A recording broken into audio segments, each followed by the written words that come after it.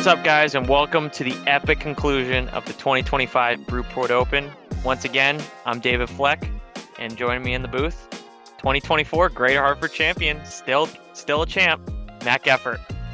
What's up, everybody? Yeah, it's going to be a crazy conclusion. We have a really tight battle coming down for the last 9 holes of the Brewport Open.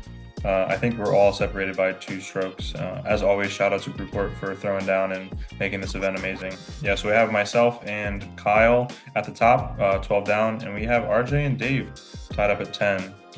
Started off on hole 10 here, 304 feet, playing uphill with a pretty low ceiling with these branches here flying on the right. You're just looking to drive it into this big rock and give yourself a putt. Yeah, so common theme on this course, as we mentioned on the front 9, a lot of these baskets are on slopes, so you really have to control where your disc lands and also, kind of where you're putting the disc, where the miss is. Yeah, so Kyle here throwing, I think, a destroyer, and I don't think he flipped it up quite enough, hit that final guardian tree, but yeah, I mean, the play for everybody, I think everybody's throwing a forehand here, unless you got a crazy hyzer flip backhand, but yeah, it's definitely a forehanded shot. Nate throwing pretty stable, but gets a pretty good reaction and slides up the hill. That's going to be a great putt. And then we have yourself. Where are you going? Halo Destroyer again? Yeah, it's a destroyer that I just rolled my wrist on, and I was pretty frustrated for missing hole 9, as we alluded to in the front, the easiest hole in the course. So I think that kind of stems from that, and this other shot where I just did not get it over. No, it kind of doesn't lucky get to over, hit that but tree. yeah, it gets a pretty good stick on the ground there. So you're going to have a tricky putt, but definitely better than it should have been at the end. It could have definitely rolled down that hill. I'll give this a pretty good bid and just coming up short. Yeah, I feel like if you're down at the bottom of the hill, you can give it a little bit of a run. Yeah, it's a pretty good backstop. Yeah, I think you were giving this a run too. A little one, but I didn't have much. I was full stretched out, and I had branches all in my backswing, so I was really just trying to get one near the basket. Then another par putt that is outside 25 feet for myself. I think that makes 4 of them now. Yeah. So what did I say? You're twerking and work, and this guy's just scrambling all over the place. That was what that little shimmy was. Yeah, great putt for Nate for bird there. This is definitely a bonus on the course, in my opinion, just for the pure fact that, pretty tight gap out the tee. It takes a little bit more than 304 to get there. Definitely more than 304 to get there, yeah. Definitely a bonus birdie, and as you see, only one of the players getting it. All right, so we'll jump to hole 11 here, 230, par 3. Again, this one kind of plays a little longer, in my opinion. Like, I'm throwing a fairway here. You just kind of want to throw a pushing hyzer that kind of finishes soft, something that kind of stalls, I guess. Yeah, stable disc on hyzer. Nate's probably going Firebird-esque disc here. Yeah, playing for a great skip, and he gets a great ground play, slides it up, and that is CTP. Yeah, I think that's pretty ideal on what you want to do. What are you throwing here? I'm going with a stable Pathfinder, a little on the inside, but great result. You're just looking to throw a hyzer, like we said. Yeah, so Kyle here definitely limited to not a decent option, but I think he's throwing an envy on a turnover here. And it's looking great. Just clips that line, like you said, clips that last tree. He was looking pretty pure the whole way. Yeah, and I'm throwing an eagle here. I'm not trying to throw this hole super hard. I just didn't get the height right. But kind of got fortunate, almost hit catch cam over there. But ended up inside the circle, so I can't really be too upset, kind of where I was first round. Great result for sure. So we'll have Kyle up first here. He's going to go for this, I think, a stepper here. He definitely uses that pretty well. You can see the headwind blowing on the shirt and just kind of keeps him in the air. It's going to be a little bit of tester on the back, but, I mean, it was a good bid. And we'll also mention here that throughout this entire hole, there was a car alarm going off in the parking lot. And it wasn't like your classic horn. It was kind of the break-in alarm, the kind of whistle. So very interesting. Definitely interesting. Good putts out of me and you to keep the streak going. Yeah, for sure. And that putt gave me the lead. So Kyle coming back with a good comeback there to keep himself close. And we have a change at the top. Nate trying to get his CTP flag, but Jim was recording, so he had to make sure he tapped in first. Here he is, realizing it. Yeah, Jim told him to tap in so he could stop filming before he dealt with the CTP. So we have hole 12 here. It's up. There's a couple options here. You'll mainly see people go right-hand, backhand with like a turnover mid or putter. You might see a couple hyzer forehands, but there's a pretty low ceiling and a tight gap. So we have Nate going with a Firebird here, I believe. And he just kind of just swings it a little too much, but gets a pretty good kick, and he might be within 50 feet or so. That was a very fortunate kick. You don't see that too often here. And I am peering this line, and I think you were calling for it to go in, but I smoked it a little deep, same spot as round one, and it is not fun over there. Yeah, I've played 3 rounds with you here, and you've been there every single time. Every time I have to change the disc. You are going with your classic AVR3, I assume, and just a perfect shot. Tap and pull. That's a great way to stack some birdies. And then Kyle throwing a zone again and just kind of leaving it a little bit to the left. He's asking for it not to get to that out of bounds stake, as you saw there on the left, and fortunately he didn't get there, so he's got a little scramble shot, and that's just perfect. Yeah, yeah, really good. This is my first time playing with Kyle, and I was really impressed with how he could scramble, especially from tight lies. And this was just I think this was a statement from Nate here. Just especially making that putt with how close everybody is. Yeah, that was a big one for him. And I'm back here again, same spot as round one, and I didn't make the putt. Low ceiling, and you got these all our thorns on my ankles, so kind of needed after everybody else got a birdie here. I'll be honest with you, I'm surprised you didn't go to the knee there. I tried. I was there for a while contemplating, and I just didn't have it. The swinging the disc with the prickers wasn't really an option for me. But Kyle getting a great up and down there, knocking that one in, and here I am knocking one in as well. Yeah, I think that's his second straight par putt from 30 feet. Yeah, definitely good comebackers. So we have a pretty tight coming in at hole 13. We got me at 13 down, and everybody else chasing at 12 down. So it's getting pretty tight coming down the stretch here. Yeah, and Bridgeport kind of finishes, 13's pretty hard, as you can see, 336, par 3, your classic forehand hole, but you kind of want to keep it low and have a skip there, because there's a long and left of the basket, there's a big old hill. So Nate here throwing, I think, a destroyer, which you'll see from the majority, and obviously playing it perfect, and then getting a not too bad of a roll, but still in the circle. I'm throwing this is a halo destroyer here, just trying to play for the skip. Yep, that's a great shot. That's right about where you want it to be. You don't want to test that backside roll away. I'm throwing the same disc again, halo destroyer, and I think I pushed this one a little deep. Yeah, we all thought this was the best looking shot of the group, and I think you caught that last tree on that left side. Tree. And Kyle's going instinct here. This is looking great as well. Just looking for a little skip. And kind of got a dud skip. Not too bad, but that is why you want to throw that faster disc with that harsher rim, so when it comes in, you get that big flare skip bringing you towards the basket. Yeah, I think he's still I think it's foot outside the circle, so it's not a terrible result. Yeah, better result than I thought, for sure. Yeah, that's great. Yeah, just outside the circle. Yeah, you can see the whisker in front of him. Oh. Yeah, I feel like that was his miss today. Yeah, I feel like that was his miss.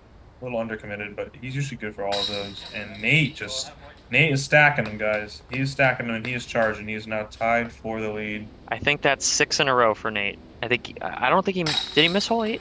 Yeah, I think he missed hole 8. So 9 through 13 is definitely a really good stretch for him. Great stretch.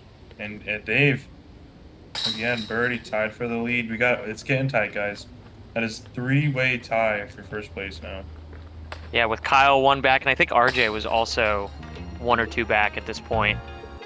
So, really tight battle, and I feel like Bridgeport always kind of gets these tight battles. Last year with everybody, me, you, and Paul Kranz, and then obviously the year Kale won, he had the ace to win. So exactly, and we got hole 14. This is, if not the easiest hole, one of the easiest holes with hole 9.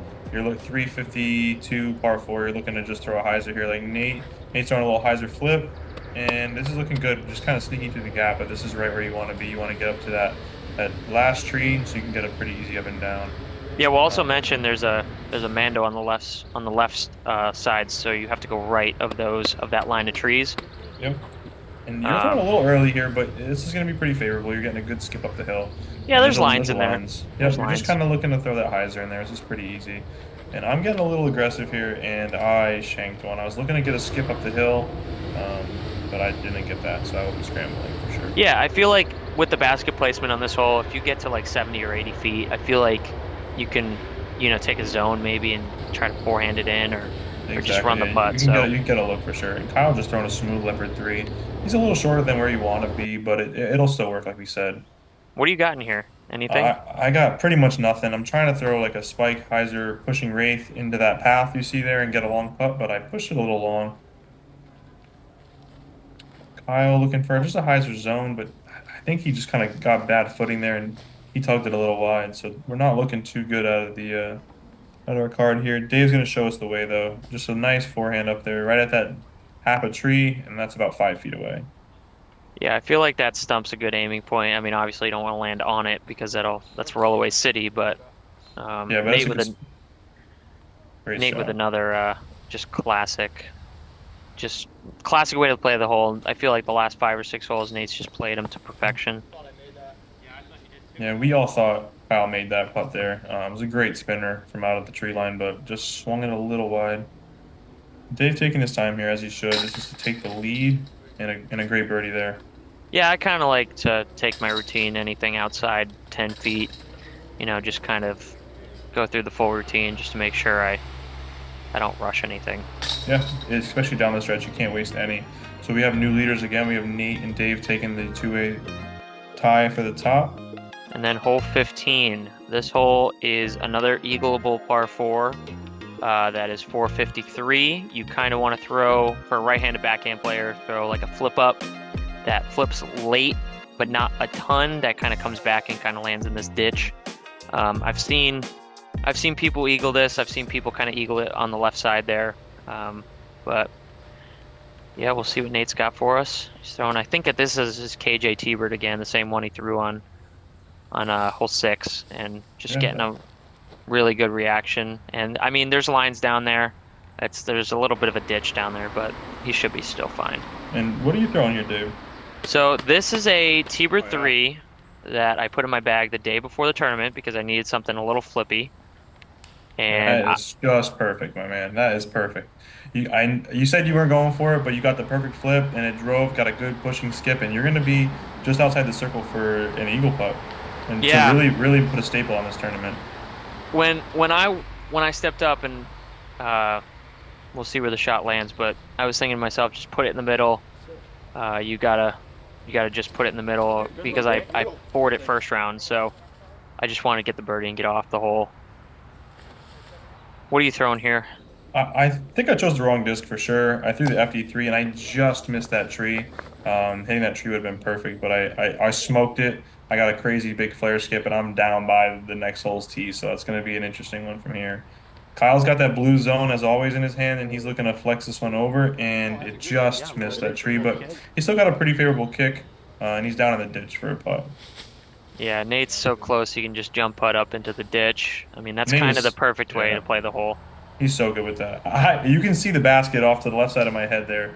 I'm down. I got to throw a forehand roller down the path to the next hole, and I think that was about the best I could have done. Yeah, we were all thinking, And here's Dave's eagle putt, and he just freaking cans it, jumping off the hill, real Yeah. athletic with it. I was probably 6 inches outside the circle. If I didn't mark it, I was going to be out. So That's a huge putt. Being tied with Nate, Nate's looking at birdie, and to put an eagle putt right on him, and to big putt Kyle in the meantime. That's a staple. That's a staple coming down the stretch in the tournament.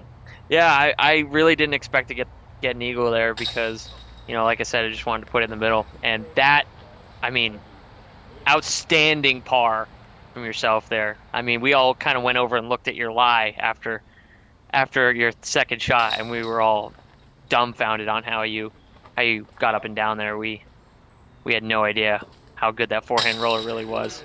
I appreciate it. Yeah, and Kyle with a great par putt as well. But he's been, like you said, he's been grinding these pars out, hitting some long putts. He's, he definitely upset with himself that he's not putting himself in contention as he's 4 back now. But still a great round and still a bunch of good putts out of him. All right, Matt, what we got for hole 16? Yeah, hole 16 is probably one of the best on the course. 335 up the hill, pretty tight gap. You got to really drive something in. You're going to see a lot of people throwing T-Bird 3 as yourself, I assume here. And Yeah. you are just throwing a replica. This is perfect. sliding it up right to that tree, and just going to be going, having a look at a birdie to go 3 down through 2 down the stretch is what you want to see. Yeah, I mean, I figured I threw eagle on this whole first round and, got the birdie, was happy about it. But I figured since I threw the T-bird 3 on the last hole, it's kind of a similar shape. So I figured we could just replicate that shot. Yeah, that's the And way to then, do it. You got to make changes as you're playing the course for sure. yeah, and And you you and saw, Nate kind of, yeah, just a little early for sure. yeah, I feel like that's kind of what happens on this hole. I've seen a lot of people do that, and I've done it myself, where you just kind of release it early, trying to fluff it through the gap. But you got to Yeah, commit to it, like Kyle. Kyle with a great shot there. That's his flippy or destroyer, and he got a good move on that. Nate's looking like he's got really nothing here. That left side bush is super thick, and he's just going to be trying to punch a forehand out as far as he can get it. And yeah, I mean, good out, but you definitely can't be taking a bogey chance down the stretch, being one back. Yeah, I mean, I think from where Nate was, that was probably the best he could have done. Yes, I for mean, I sure. think he's still got like a 40 footer, so I mean, he's not par is not totally out of the question yet. And this was kind of another shot where we were kind of dumbfounded because you called me over and I kind of looked at your lie there and uh definitely a really good shot out of yourself there, putting it up by that wall. Yeah, you I, never want to see a tomahawk from 200 feet, but we made it work. And Kyle with just really just making putts out here, man. He just keeps grinding and keeps making putts. No, that's a great birdie, and you as well. Put a staple down, man. 3 down through the last 2 after tying it up for the lead. We kind of thought you were slacking, on the front line a little bit, missing a couple of the easy ones, and you really put the heaters on. It's great to see. yeah, and it's crazy because I went from a one-stroke lead or tied for the lead 2 holes ago to having a 3-stroke lead now. So, feeling pretty good about it. Hole 17 is honestly another one of the hardest holes for me, as I alluded on hole 2. This hole is just really it's a simple shot, but it's very complicated at the same time. There's OB left and right. You kind of want to push a hyzer down the right side, and I just completely fluffed it. That was my gator. It is easy to do. You have a pretty big lead. You don't want to go anywhere near that OB. So the left side miss is not a bad play. We got Kyle throwing a forehand here, and this is butter, man. We haven't seen many forehands out of him, but he threw this felon. That's perfect. Nice and smooth, right to the gap. Can't ask for much more there. I feel like this hole is also like it's really hard to commit it to that right side, because you feel like you have to push it a little bit further right than you have to, and the course gave you another one there, to be honest with you. And Nate doing the same thing as us. Yeah, that left side is very, very thick. So you can. I was pretty fortunate to push through, and Nate wasn't. We see you just getting a little squirrely with your upshot. I just That's told what. myself to not throw it OB, Yeah, and and you didn't have to. You don't have to do anything special, especially with Nate being out of position here, and he's just trying to get up and down as well. And he's in almost a trickier spot than you are. And again, like that's probably the best he could have done. It's really, really tight in there. I figured it was okay to take bogey on this hole because I checked scores right before the hole, and everybody was at least 3 back. So I figured if I went bogey par, I should be in good shape. Definitely in good shape. And these are pretty hard holes to birdie. And Nate needed that for any chance, and just band. It's just, I mean, good putt, but band is not what you want to see. And Kyle, back-to-back birdies here, really, really putting himself in. Nate's going to take a bogey and go down to 13 with me. That's going to put Kyle in solo second, which is, that's what you want to see. Kyle's really grinding those pars out and those long putts. So. Not me throwing your putter over Yeah, Nate's I think putter. Jim made a comment about that, throwing my putter over Nate's actual putt Yeah, was probably a was definitely questionable a play out scene of that he's me. never seen before. Yeah, yeah. So the finishing hole 18 here, 451-foot par 3 with a gap. This is one of the best holes on the course, in my opinion. It's definitely a separator birdie and a bonus birdie at that, but you got to throw a really good shot, and you got to keep it low the whole way. Yeah, Yeah, it there's was definitely. typically always a headwind on this hole, so you always kind of throw a little bit more stable than you think, and um, if you throw it flippy kind of like that, you'll just hit a branch, and Yep. what are you throwing here? I got a Star Destroyer. Just looking to put a decent move on it. I was hoping for a little bit of flip, but this is looking just fine. Just Yeah, it pin should be like high. circle's edge. Yeah, about 30 feet or so. Not a problem. You got another Halo Destroyer in hand here? Yeah, honestly, I was just trying to throw a hyzer Yep, just to try that's to all get you out need. into the field, and I caught a ghost limb, to be honest with you. I had no idea that branch was even there. Yeah, it was tough to And see from the gap. You kind of skipped off of that. You should be okay. You should be a little out there in the mulch, looking at a pretty clean shot, I believe. So shouldn't be any problem. And with Kyle and Nate hitting early. So this is Kyle here. He's in solo second place, trying to get up and down to secure his solo second. This is a tricky shot, and he's gonna be throwing this patent pending lefty backhand. And that crosswind just knocked it down immediately. You can see he thought he threw it pretty well. yeah, I feel like that was the right angle for the shot. Maybe got the height a little bit low, but Yeah. And here's Nate trying to get his solo second as well, throwing, I would assume, an approach disc, and just drilling the band from maybe 250 feet out. Well, that would have been a sick way to end the tournament. We're going to get yeah, this replay and that here. actually kind of scared me a little bit because I was up at my lie and I didn't think I had a pretty tough shot to get up and down, and I was telling Tim Walsh over there at Dark Hollow Disc, check him out, but I was telling him, like, if Nate had thrown that in and I had a bogey, then we would have been tied and we would have been going into a playoff, and that was something I didn't want to do. Yeah, no, definitely not. But great shot out of yourself there. And yeah, Kyle looking to get this par putt, and that crosswind got him again. Yeah, I think this was pure headwind at this point, so. Yeah. So me trying to get to solo second here. Ugh, just low. Just low. You can see our reactions there. We still to this day have no idea how that putt spit out there. And Dave to win the 2025 Brewport Open in fashion. He didn't lay it up. He said, "I make those. Not a problem, guys." Yeah, I was thinking. I mean, once Nate hit the band, I was like, all right, I won't lay it up. That's fine. I'll take my 9 down and be happy about it. What a round. That is what we said going into this round. We said 9 or 10 down is going to do it. And you went out there and you did it. And that eagle on 15, man, that was awesome. Just so sick to watch. Yeah, getting 15 and 16 definitely is something that you're trying to do every time, but I don't think I've ever even birdied 15 and 16 in the same round. So I was really excited about it. Yeah, that was awesome. And tapping out here. So we got Dave taking it down, and we got a 3-way tie for second place. That was one of the best battles I've seen in a C tier. For lead card to just be stringing birdies. I think everybody had a stretch in there where there was 5 or 6 birdies for each player. The Brewport Open, Dave Fleck. And then shout out to Craig Smolin, our awesome tournament director. Craig Smolin really is one of the best tournament directors around. All right. All right, well, I just want to thank everybody for coming out because Craig is honestly one of the best tournament directors here in New England. He doesn't get enough credit for what he does for the scene. I'd like to thank Disc Golf Brah for coming out and filming, and Nate, Kyle, and Matt for a battle on lead card. That was stressful as hell. I'd like to thank Disc Golf 978 for their sponsorship this year. It means the world to me. Thank you, guys.